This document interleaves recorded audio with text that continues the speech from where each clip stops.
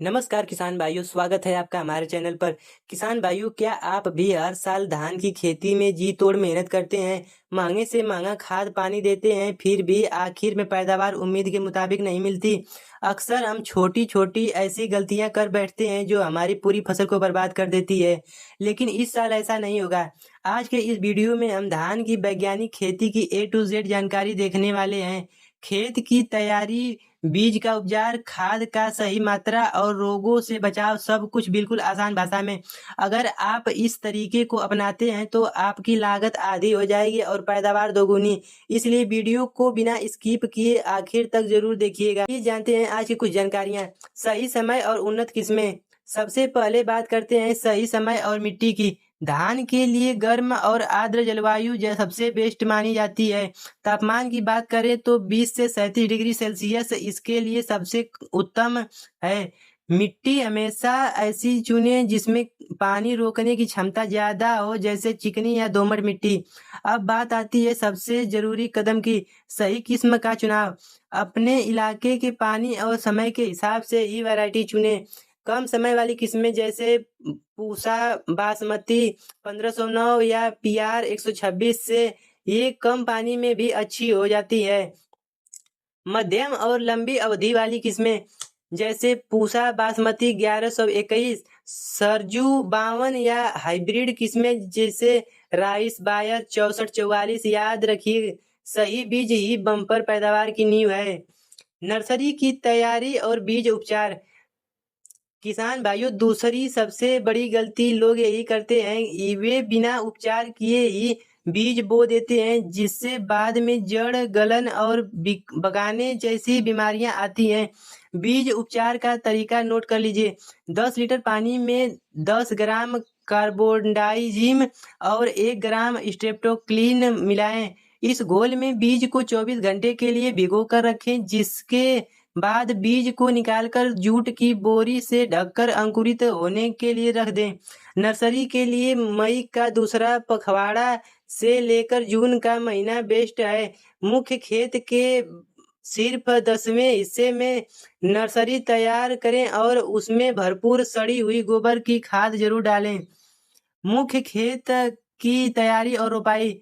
जब आपकी नर्सरी 21 से 25 दिन की हो जाए तब वह रोपाई के लिए बिल्कुल तैयार है। ध्यान रहे 30 दिन से ज्यादा पुरानी पौध कभी न लगाएं, वरना कल्ले कम निकलेंगे। मुख्य खेत की तैयारी के लिए सबसे पहले खेती जुताई। रोपाई से पहले खेत में पानी भरकर अच्छी तरह मचाई यानी पडलिंग कर लें, ताकि मिट्टी पानी को रोक सके। रोपाई करते समय 2 बातें गांठ बांध लीजिए। कतार से कतार की दूरी 20 सेंटीमीटर और पौधे से पौधे की दूरी 15 सेंटीमीटर होनी चाहिए। एक जगह पर केवल 2 से 3 पौधे ही रोपें और गहराई 2 से 3 सेंटीमीटर से ज्यादा न हो। ज्यादा गहरा लगाने से कल्ले कम फूटते हैं। खाद प्रबंधन और खैरा रोग। अब आते हैं सबसे महत्वपूर्ण भाग पर, खाद का सही मैनेजमेंट। प्रति एकड़ के हिसाब से आपको चाहिए DAP 30 से 40 किलोग्राम रोपाई के समय, पोटास 20 किलोग्राम रोपाई के समय, यूरिया 50 किलोग्राम। लेकिन ध्यान रहे यूरिया को 3 भागों में बांट कर देना है। 1/3 रोपाई के समय, 1/3 कल्ले निकलने के समय यानी 25 दिन पर, और आखिर 1/3 बालियां बनने से ठीक पहले। और हाँ, धान का सबसे खतरनाक दुश्मन है खैरा रोग, जो जिंक की कमी से होता है, जिससे पत्तियां पीली और कत्थई रंग की होने लगती हैं। इससे बचने के लिए रोपाई के समय ही 10 किलोग्राम जिंक सल्फेट प्रति एकड़ जरूर डालें। पानी का नियम और खरपतवार। धान को पानी की जरूरत होती है, लेकिन इसका मतलब यह नहीं कि खेत को हमेशा समुद्र बनाकर रखें।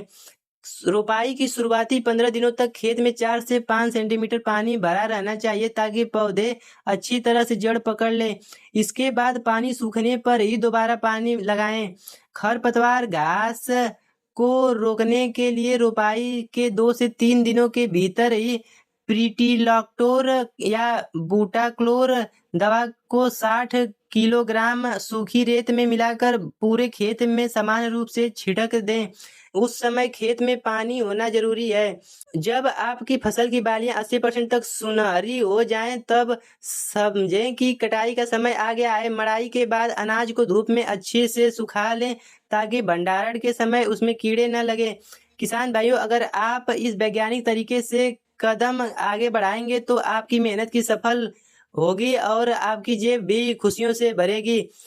आप मुझे कमेंट करके बताइए। अब हमारे आज के खास सवाल का जवाब नीचे कमेंट बॉक्स में जरूर दीजिएगा। आप इस साल धान की कौन सी वैरायटी लगाने की सोच रहे हैं और आपके यहाँ सिंचाई का मुख्य साधन क्या है, नहर या ट्यूबवेल? आपके कमेंट का हमें इंतजार रहेगा। वीडियो पसंद आया हो तो लाइक करना, दूसरे किसान भाइयों को साथ शेयर करें। मिलते हैं अगले वीडियो में। जय जवान जय किसान।